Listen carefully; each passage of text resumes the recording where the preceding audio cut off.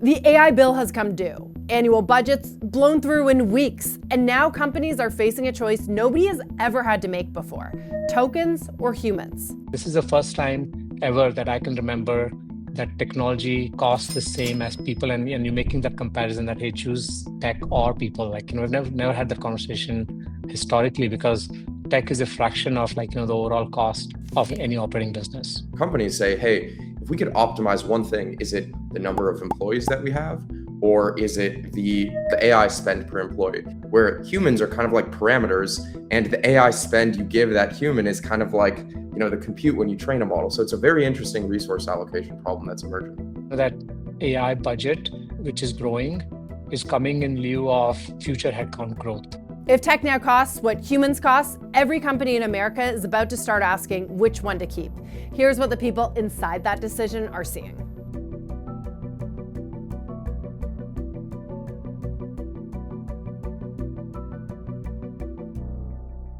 A year ago, tokens was a word that engineers argued about on Twitter or X. This quarter, though, just over the last few months, analysts are asking about it on earnings calls. And it's a line item that CFOs are increasingly paying attention to. In a week of record highs, the bubble worries they are creeping back in if you listen carefully. And look, it's not the old .com all over again panic. It's more specific. Are we underwriting AI demand before we actually know the unit economics?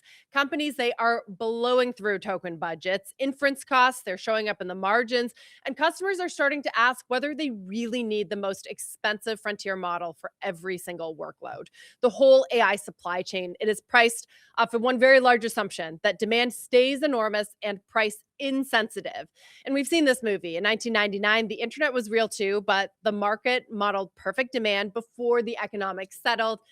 And it still crashed a lot of stocks on the way. The real question isn't, is AI a bubble? It's whether the spend is running ahead of the proof. This isn't a story that's ending anytime soon. The best place to check that isn't the CapEx headlines anymore. It is inside the companies that are writing the checks for the tokens. So let's start with Glean. Enterprise AI assistant sells to the Fortune 500 companies. Arvind Jain, the CEO, is breaking a revenue milestone with us today as well. 300 million in annual recurring revenue, up from 100 million in just 15 months. This matters because of who his customers are and what they're now asking him. A year ago, the question was, does this thing work? Today, it is, what is it going to cost me at scale? A memory boom that's great for Micron. It's a cost line for everyone else. More tokens, more compute, more AI features in every software contract that you sign, that enterprise are signing. So the smart buyers, they have stopped picking one lab. They're routing easy queries to the cheap models, hard ones to the frontier models, an orchestration layer that is making the call automatically and hopefully saving money along the way. So that is Matan Grinberg. He runs Factory AI, builds that layer on top. His customers aren't buying a single model, they're buying the routing. We're going to talk to him later, but Arvind is up first. He's going to tell us what this cost conversation actually sounds like inside of a Fortune 500 right now. So Arvind, just start with this milestone, 300 million in ARR. That is a tripling in 15 months. Is this coming from new customers, new industries, or just more usage among your existing base? Yeah, for us, it's largely coming from new customers. AI adoption continues to increase, and every large enterprise today is working hard, trying to figure out what to do with AI. And so we're seeing a lot of new customers joining our platform, and so I would say most of our revenue is coming from new customers. Okay, let's get under the hood a little bit. I know that's the headline milestone, but I thought the more interesting number from your release, I think it was just published, it's that Glean uses about 30% fewer tokens than off-the-shelf tools. So the gap, I understand, actually widens on harder tasks. This really gets at something that CFOs are currently reckoning with, that I talked about in the intro, Arvind, how to manage AI costs, token economics. How are you doing this? Walk us through it. Yeah, so the way Glean platform works is we're a multi-model company, and when a user comes in Glean, ask questions or ask it to do work for them, we will actually pick the best model for the task that they're trying to perform. Behind the scenes, we work with all closed domain models like GPT, Claude, Gemini, but we also work with open domain models that we train on NVIDIA. platform. And so the idea is that, we look at the tasks, we have this model router, which actually decides, like, given this task, this is the model with the right price performance. And that's the one that then we'll end up using for that particular task. And this is very important for customers because, as you mentioned, AI costs are rising. They are, right now there is no limit. Like, companies are telling us that their AI budgets are getting exhausted in 1 month or 2 months, like, and these are annual budgets. So if you can, ensure that you don't actually burn tokens and use super expensive models for tasks that are simpler, that actually goes a long way for customers. And so that's what we've done, like, by building this model called Waldo, which is basically sits in front of all the frontier models and picks the right one for the right task. Right. So Glean has always been model agnostic. That's why, one of the reasons I love talking to you is that you can see across the whole landscape, but feels like something has changed over the last few months. You just said that you're seeing enterprises blow through their budgets in 1 or 2 months. How has the conversation evolved? And are you seeing this sort of gain momentum? What are you hearing from your customers? This is the number one topic right now on every large enterprise's mind. Before, like last year, we would hear about, like, AI being important for them, and they want, every enterprise would say, we feel behind, we haven't done a whole lot with AI, and we're looking for companies that can help us figure out, like, what things we can prioritize. And that has completely changed now, where the first thing that we hear from customers is that, our AI budget is, or our AI spend is actually through the roof, and we need to figure out how to control it. We need to figure out how to now, be more careful in terms of, who we roll out to AI within the company and what we do with it. And oftentimes, that AI budget, which is growing, is coming in lieu of future headcount growth. And so that's sort of like, that's the conversation that is on everybody's mind. One of the things, that actually, the reason why this has also become important is that model cost, which everybody was expecting was going to go down, has actually gone up, this year. Every new version of models from the frontier labs is actually almost twice as expensive as the previous version that they had launched on a per token basis. So that is what is causing, this issue where we are on an unsustainable path right now. The value that AI drives actually at this point is trailing the cost that businesses are incurring. And so that's why, businesses are very eager to figure out what's their strategy with respect to AI and the models. And you will see, like, one of the big trends this year will be, we will see an increasing use of open domain models, which are going to be much cheaper, an order of magnitude cheaper than the closed domain models. You just said so many interesting things I want to unpack. First of all, you just said that it's the number one question now that executives are asking about is AI budgets and keeping costs under control. That's amazing. What are you hearing about the ROI, the return on investment? Is that tracking the higher model costs, or are executives like still looking for that? Does it justify any of this extra cost? Yeah, I mean, right now, like, every enterprise is actually willing to be in that investment phase where they know that they're making more investment, they're spending more money, and the value is yet to come. But they do feel confident that the value is going to actually come, and they still don't have any choice in terms of, well, the right decision right now is to invest in AI, is to invest in their workforce, getting more comfortable with AI. So that's sort of the mindset. But in terms of value realization, like, we're seeing it last year, like, it was like almost at zero, in the sense that everybody was thinking of AI as an experimentation sort of budget. Now you are seeing significant successes, across certain use cases. For example, of course, the top 2 use cases for AI have remained software engineering, coding, and customer success and customer support. It's interesting that on software, businesses do feel that, they are writing more code, but it has yet to translate into, like, are they actually able to sell more and make more revenue from it? On the support side, on the bottom line, you're seeing more return on investment, where businesses are able to actually see that they can actually resolve, for example, tickets. That's always with been fewer the number case, of people. Right, Arvind? That's been the case of the last few years. You see that translate through in efficiencies for the bottom line, but I guess, and I often ask you about that Mm. top line, are we actually seeing AI Yeah. and increased budgets, increased costs actually moving revenue and growth for companies, sales? Yeah. So actually, that's one of the key use cases. Mostly, I would say, but like our enterprises are sharing with us that is they're seeing that they're on the right path for that, but they still haven't actually seen significant uplift from AI when it comes to sort of being able to sell more or build more products and sell it to the market. But on the sales side, that's where we have seen a lot of success. And Glean, we are um, now actually bringing a lot of agents that actually makes our sales teams a lot more efficient, a lot more effective. We're seeing um, customers now are showing increased per account executive, like how much product they're able to sell.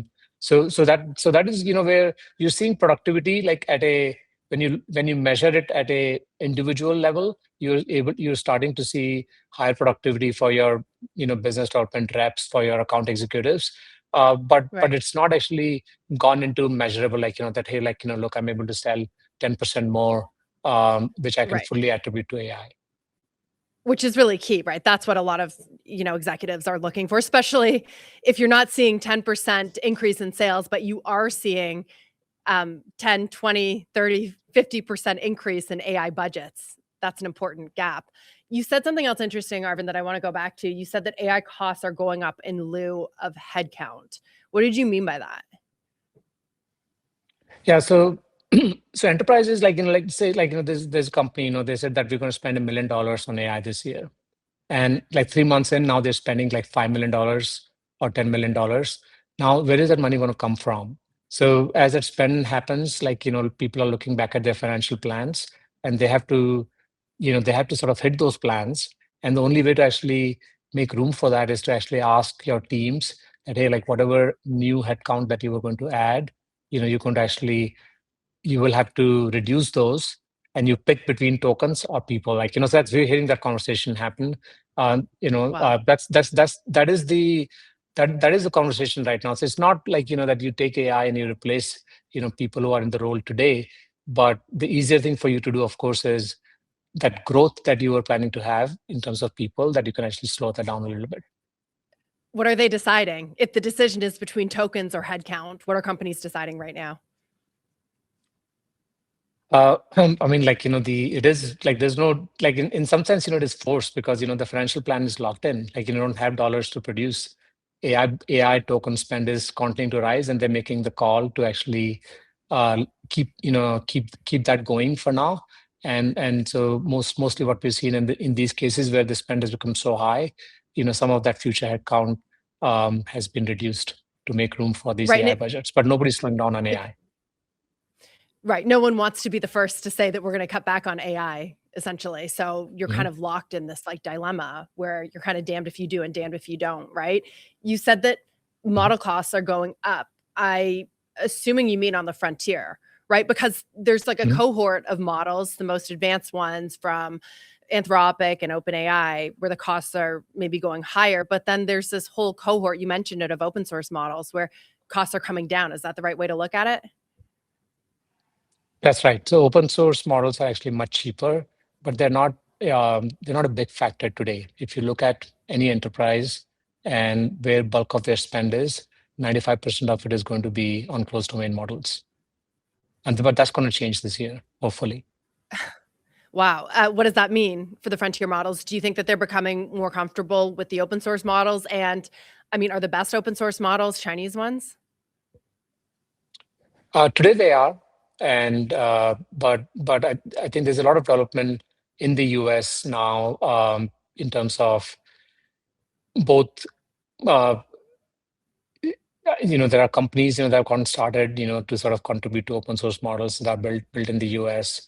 There are other platforms that are available for individual companies like us to, for example, go build train models, where we didn't have that capacity to do model development at the frontier level, but we can certainly go and build task-specific models, which are as good as frontier models on one specific task, but for that task, they actually consume maybe like a tenth of the money that you would have to spend on a frontier model. Right. We did that comparison for our latest column, and I think using Claude is 9 times more expensive than using, a Chinese low-cost one.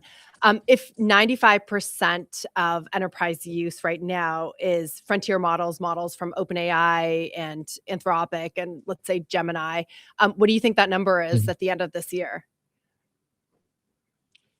It's very hard to predict that. I think that either at the end of this year. But actually, I'll first say something else. So even if you keep using these closed domain models, there is a wide range of models available from these companies, and they are all at very, very different price points. The largest models, the most advanced ones, are 10 times more expensive than the cheaper versions of the models from these same players. So that's one of the things that we are seeing. There's a lot of low-hanging fruit right now, where you can actually, before these open domain models come and become very popular, you can still actually manage your token costs by if you are actually making smart choices. Like if you, for example, are able to route different tasks to the smaller mini version of, for example, Gemini or Claude versus the most expensive one, you can actually, you have a 10x savings that you can actually achieve with the right model routing at the front. So this is what we are seeing a lot of excitement for with Glean, because when customers who are using Glean today, they're seeing, number one, we're able to reduce token cost by more than 30% just by picking the right models. But number two, a lot of the times, why these models are so expensive is because today the way AI works to complete tasks is actually very brute force and not really a smart approach. A lot of time, model like if you give AI some tasks, it spends a lot of time just trying to assemble the right context, the right information from within your enterprise. And then once it has assembled that data, then it actually starts to now do the real work. But that part of assembling the right information itself is where these tokens actually, these models are actually very, very weak and spend a lot of money. And so that's one thing, where we're seeing a lot of success with Glean. We actually are very good at taking any task. We can assemble the right information from all the different systems within an enterprise. So we can bring that information in one shot to the models, and the models can actually, then solve that task, much faster, and often with less than half the tokens that they would have otherwise needed. So the point is that even before you go to open source, there are a lot of techniques, that you're going to start seeing in the industry to optimize AI consumption. Nobody paid attention to it so far because everybody's in this mode of let's invest. You haven't had costs to. are now becoming real. That's right. Now costs are Right. becoming And real. So.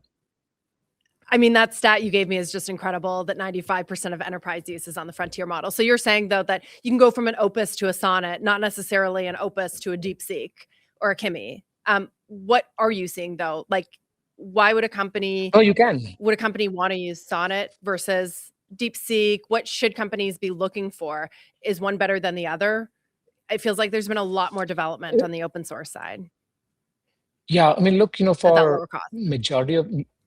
For majority of the tasks, these open source models are just fine. But enterprises are still reluctant to actually use the Chinese models in the US. Yeah. So while they're capable, we're seeing we support these models, but we see a very small fraction of our enterprise customers actually feeling comfortable using those models. Is that changing, though, as budgets get out of control? Are you seeing that start to turn? I mean, yeah, that's the forcing function. So now this is no longer a companies are being forced. You have to think about how you're gonna keep investing in AI. Let people use it as much as they want to, and the solution is open source models. Right now they are mostly the Chinese models, but very soon, hopefully, we're gonna have our own US based open source models. So that brings me to these enormous valuations for the US labs. Anthropic just raising another round at a nearly $1 trillion valuation. They're being priced as if their pricing power is going to hold, as if their market, their TAM, their total addressable market is going to keep increasing. But you just said this is a forcing function, these out of control budgets. Companies are starting to take a second look at cheaper models, open source models, including the Chinese ones.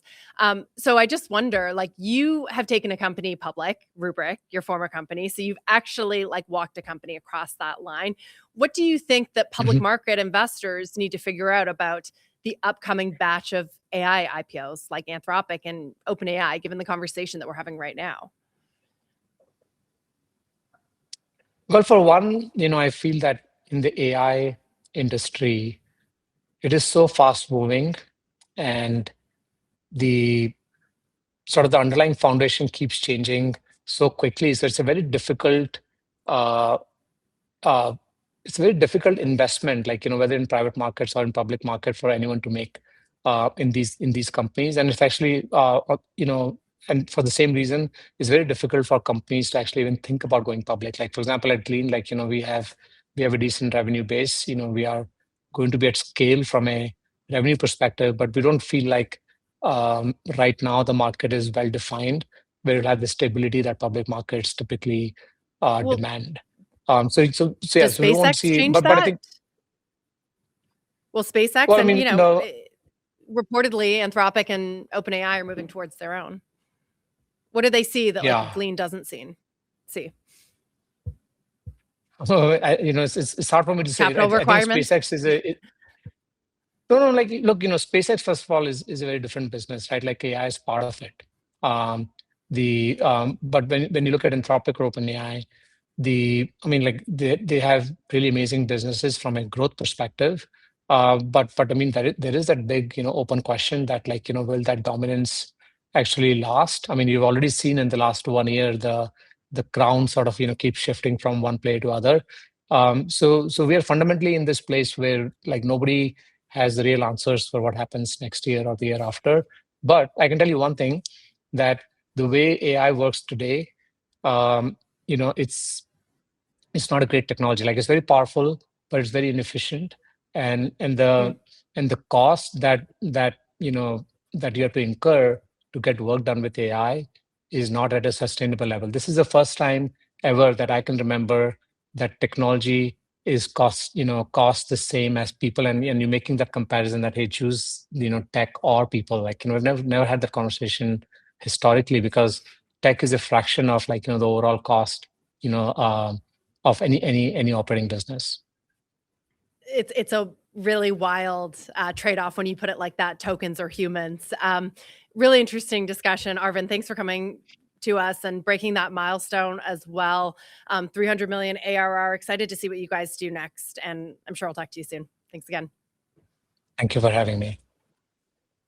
Arvind Jain, Glean's CEO. Now, earlier I said that the smart buyers, and we talked a lot about this, they stop picking one lab. They're routing. Best model for the task at hand.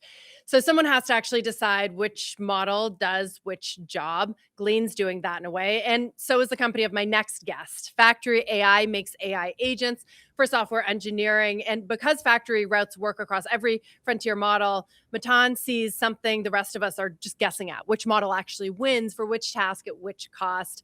Matan Grinberg, Factory AI, do we have you? There he is. Yes. Hey, how's it going? Thanks for having me. It's a pleasure to be here. I don't know if you were listening to that conversation, but I mean, Arvind just said some pretty incredible things. Companies are choosing between tokens or humans. Does that track what you're seeing? Yes, absolutely. And it actually, so people are definitely thinking about this, because it's like the resource allocation problem of the next couple of years. And I think it's actually, hearing that conversation, there's a funny parallel to the early days of training large language models, where there's, what's called scaling laws, where you think about, if you could scale up your data or your parameters in a model, or the compute that you dedicate at pre-training time, which one matters more?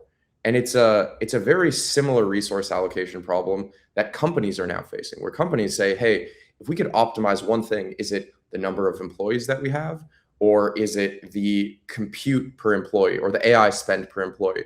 And I think it's It's actually very relevant because, just the other day, I think Jack Dorsey had a great blog post about how companies are really like mini AGIs, or the company itself is kind of like a model where humans are kind of like parameters, and the AI spend you give that human is kind of like, the compute when you train a model. So it's a very interesting resource allocation problem that's emerging.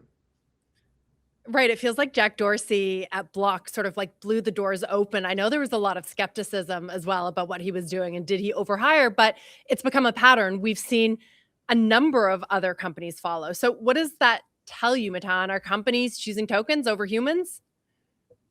I think it's, to some degree, it's saying companies are becoming ruthlessly efficient about delivering business value. So whatever that business is for, whatever they are trying to optimize for, these tools allow you to get really, really focused on, if you have one incremental dollar, where should you spend it? Should that dollar be spent on bringing more incremental headcount, or should that be given to existing employees to use some of these tools to get more done? And I think these are questions that we are just barely scratching the surface of. And I think Right. 10 years from now, we're going to be so optimized about like, here's the exact business that we have, here's what we want to optimize for. It's really exciting. And it kind of makes the mind wander about like all the different ways you can organize, given you have some set of resources and you want to optimize towards some, business outcome.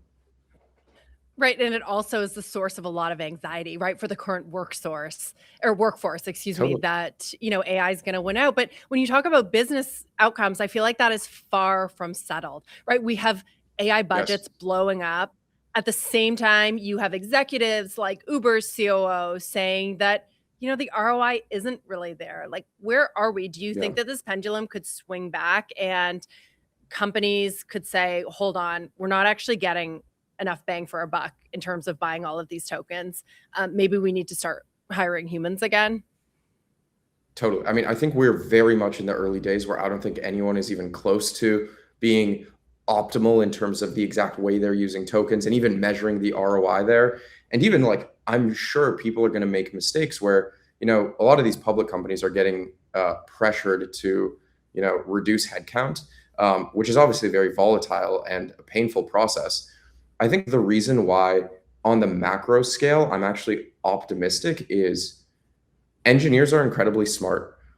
There are many, many problems that exist within society that can be solved with software that are not being solved. So on a macro level, my sense is this means we will have more smart people working on problems that we have not solved.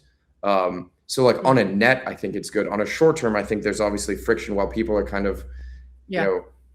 I think they're not necessarily acting in the complete optimal way, whether it's, over hiring or, too aggressively reducing headcount. But I think regardless, the thing that I guess gets me excited is we're going to be solving more problems. And I think there are a lot of problems in the world to be solved, many of which can be solved with software. And so to me, it's kind of a net good. Like we're just going to have more problems that are solved. And I don't know about you. I think there are a lot of problems that we should be solving. So I'm with you there. In the long term, the promise is really exciting. It's the short term, and we don't know how short that is or medium term or what it is, where we are seeing a lot of job yeah, losses. But, Matan, talk yeah, about what you're seeing, because Arvind gave us a view. He's got a lot of Fortune 500 companies. That's his customer. He started like you as sort of model agnostic, right? That was yes. like the business plan from the beginning, but it's taken on a new meaning as costs just blow up, right? So like, one, what makes model routing possible? This is what factory AI does. And, what's creating demand for it right now? Are you seeing, similar to Arvind, companies like, is that a question that they're asking? How do we get cheaper AI? How do we route for the cheaper tasks and route for the harder tasks? Totally. Yeah. I think the thing that we kind of saw three phases, where phase one was, boards kind of yelling at the CEO being like, hey, Mr. CEO, what are you doing about AI? And the CEO is like, oh, shoot, I don't know. Let's make sure everyone's using AI. And so then phase two is kind of token maxing, or use AI by any means necessary, doesn't matter the cost. And I think phase two happened a lot faster than people expected. And within a matter of months, it went from no adoption of AI to, oh my God, our budget is going crazy. CFOs freaking out. Are we actually getting ROI? And now we're entering that phase three where it's, leadership teams are reassessing, hey, okay, how are we spending? Do we need to be using, Opus level intelligence for every single task, or GPT 5.5 for every single task? And this is where Factory came in. From the beginning, we've been around for 3 years. We were very kind of steadfast in needing to be model agnostic, because there are different models that are good at different tasks. They have different trade-offs between cost, quality, and speed. And we need to make sure that our customers, all of these enterprises, all of these consumers, can dynamically adjust where they want to live in that spectrum between cost, quality, and speed. There are some tasks, like in software development, writing documentation. You probably don't need to use Opus level intelligence to do that. Or alternatively, if there's a non-technical user in your organization who's building an internal dashboard with code, which they've never done before, they probably don't need to use Opus to do that. They can probably use Gemini Flash or one of the open models to do that and get as good quality output 10 times faster and 10 times cheaper. And that's really, we come in and even more nuanced than that, just help them dynamically adjust what model for what task. And it's just something that everyone desperately needs right now. I mean, everything you're saying now makes so much sense in the moment. You use frontier models for the hard tasks, some of the lightweight, more efficient ones for the lesser tasks. But, Arvind told us that he's seeing 95% of enterprise work is being done with frontier models. So how hard is it for a company to actually make the switch to a factory AI, or even just another model if they've been using Claude or GPT exclusively? Yeah, so we've actually made it really easy for people to kind of seamlessly jump in, because of a lot of the workflows right now have just been synchronous workflows, which means going in and saying, in our case, our agent is called Droid. Hey, Droid, go and do this for me. Or, hey, Claude, go and do this. And so really switching is just a matter of, saying, hey, Droid, instead of hey, Claude, or whichever agent you might be using. Where it gets more important to have that model agnostic stance so that you don't risk vendor lock-in is when you get to the asynchronous tasks. And so those are going to be tasks where these droids are working while you're at dinner or while you're asleep, proactively, because some customer issue came up, and now Droid is going to go and proactively solve it before you even noticed. That involves kind of setting up some more machinery, more automations, where if you're an enterprise, you want to make sure you're not locked in on just one model provider by the time you set that up, because if they jack up prices 10x, it might take you a couple weeks, a couple months to go and migrate that over to something else, which just gives you less leverage, less pricing power with the model providers. I also feel like a year ago, there was a little bit of FOMO, right? You would have, one of the labs come out with a new model and everyone would sort of scramble because it could do all of these new things, and you're left behind if you're not working on them. But like today, for example, we just got Claude 3.8 new model. A year ago, this could have changed the narrative. Today, it kind of feels like a blip. So I wonder how you're seeing this, like how important are benchmarks and leaderboards, and do they even matter when it comes to real world usage? Like, do you feel like you need to rush to get Claude 3.8 and offer it to your customers? Yeah, so we definitely, it's important for us. We always do 0-day releasing for every new model that comes out, because that's kind of in our, relationship with our customers. We're going to always make sure they have those models. Now, there is so much noise. There's so many models that come out on a more and more frequent basis. If you're an engineer at a large enterprise, and that enterprise, the job is not staying at the frontier of agentic software development, you won't be able to keep up with every model that comes out. You're going to want to be continuing your work, focusing on what matters for you, and you want to trust that your router will take you to whatever is the best model of the day or of the week or of the month. And that's kind of our job, is to go and, measure those things. Now, we have a whole, we have, dozens of engineers and a lot of complex machinery in place to actually measure, these new models. Are they better at this language or that language or these types of tasks?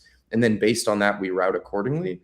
But it takes some time. And I think the analogy that, we like to use internally is, initially between, let's say, GPT-2 and GPT-3, the difference is very obvious. It's like the difference between a middle schooler at math or a college student. But now we're getting towards the spectrum of these models where, let's say for Claude Opus 4.7 versus Opus 4.8 is like the difference between a professor who's been a professor for 13 years versus 15 years. To a layperson, it's really, really hard to tell the difference. Oftentimes you might not even be able to notice. And that's really, again, where the routing comes in. We'll understand what are the exact situations where that 2 extra years of experience in this analogy will make the difference. And in those cases, route it there. And then in the cases where you're just doing addition, we don't need to send it to the professor. We can send it to the high school student, if that makes sense.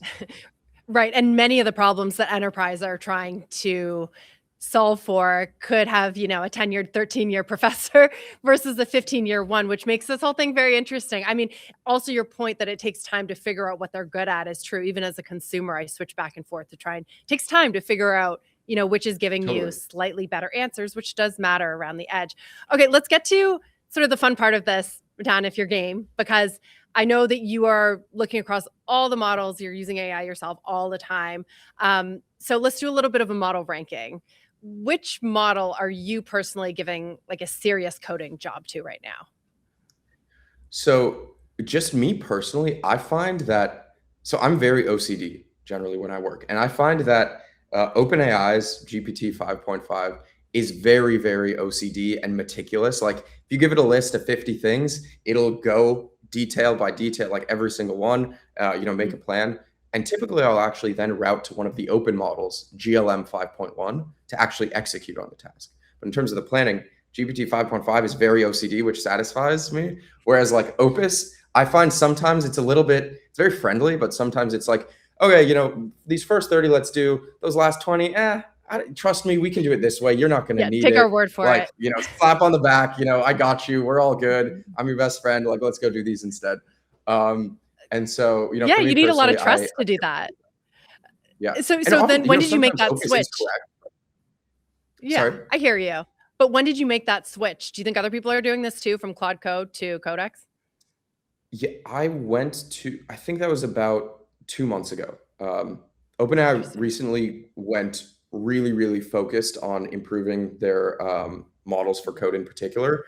I think right now the kind of common consensus hasn't yet caught up, but I think their models are really, really good right now, at least for the type of work that I like to do. But I will say, I think 80% of my tokens are to open models like GLM. It's really just the high level planning where I'll use a frontier model, because the open models are just way faster, way cheaper, and really get the job done. Coding too? Yeah. So does any other US labs or companies have a chance? I mean, where's Gemini in this conversation? Microsoft is reportedly going to try and come out with its own coding model. XAI is making a play for Cursor. Is this really like a 2-horse race, or does it really change? And can anyone else break in? Right now, at the very frontier, it's OpenAI and Anthropic. My sense is that Google and XAI will be right there with them by the end of the year. And I think for the very frontier, at least on performance, it'll be those 4. But I think the open models out of China are at the frontier in terms of token efficiency or like cost for quality. But I'm very eager to see US open models kind of step up. We have some of the best research in the world, and I think it's just a shame that thus far we haven't been staying at the frontier of open models. Totally. I'm very hopeful that will change. I think there are quite a few companies that are working on that. It feels like a little bit of a shift, especially over the last few months with like NVIDIA and Reflection AI focusing on this. But still, the labs seem to be absent here, the major labs like OpenAI and Anthropic, in a substantial way, I mean. But let's run through this. We've only got a few more minutes left. Okay, so Codex is your choice for coding, for a hard coding problem. For the boring high volume stuff where you just need good enough, what is the cheap workhorse? I use GLM 5.1. And that is from a Chinese model, GPU, right? Yes, that is a Chinese lab. Yeah, that's right. Okay. Yeah. So you're we all in on that. Do all of our inference hosted in the US. So like, we can take the model, but host it on inference providers that are domestic. Which is something that I feel like still isn't that well understood, which is maybe holding enterprise back. But yes, if you have an open source model, you can host it on your own infrastructure. Okay, last one for you. This is kind of fun, Matan. One model that is overrated and one that is underrated. We understand this is personal opinion. Okay. A model that is overrated. Honestly, just by token volume that we're seeing, people use Opus for everything. And you just don't need to. You don't need to. It's a fantastic model, but if you're asking what the weather is, you don't need to use Opus. In fact, you probably don't need to use an LLM at all. You can just go and to your favorite search engine. So I'll say that one's overrated. I'd say underrated. And this sounds like I'm shilling for OpenAI, but it's just the discourse tends to be either like one is the best and the other sucks, or the other. This is why I'm asking you, because you would have given me a different answer 2 months ago. I'm sure you'll give me another answer two months from now. So like I guess you're saying OpenAI is underrated. I would say OpenAI is underrated. Yeah, I'd say OpenAI is underrated just because people act like they're way behind, but in my mind, it's actually very not obvious. Like, as I said, it's kind of my preferred right now. People probably are underrating also XAI because they are going to be coming in hot with some great models. They have an insane cluster with Colossus. So they're one to watch out for by the end of the year. I was actually going to say that I was going to ask you if Grok was overrated because you see the usage, but I mean, on the benchmarks, it's sort of way down. Yeah. And, now they're using that Colossus capacity for their rivals, supposed rivals, Anthropic, Cursor. Yeah. Is Cursor the thing that gets XAI up there? I think it helps because it gives them a lot of data, which I think has been the biggest reason why they weren't at the frontier, kind of neck and neck with OpenAI and Anthropic. So I think it's a very smart play. And I think if they parlay that well, by the end of the year, they should be kind of up there with OpenAI and Anthropic. Okay, last question for you. And this is kind of a selfish question for me because I pay for both Claude and ChatGPT so that I can use the top. When do we get this for consumer? I know that like Perplexity does a version of this. Does it work? Is it good? Is that what I should be using to route my work through? But I don't really trust it, right? And I wonder if enterprises think the same thing. Like, I just want the frontier model for everything. And I'm willing to pay for it because it's just $100 a month for me. But if I was spending $500 billion or $500 million a month, that's different. Yeah, I mean, this actually, that's the crux of it, which is like the behavior side. No one wants to admit that the work that they're doing can be done by not the frontier. Everyone wants to say, oh no, what I'm doing, I need the very best, the most expensive. That's the only thing that could handle it. And I think it's that's a thing that's very not obvious, is changing the behavior. Maybe it's the experimenting with the cheaper models just to get a sense of, oh wait, actually I can get this done with a non-frontier. Margins and blowing through budgets. That's a good incentive. I'm sure we're going to continue to see this play out. Matan, thank you so much for being with us. Very insightful. We covered a lot of ground, and talk to you again soon, I'm sure. Thank you. Cheers.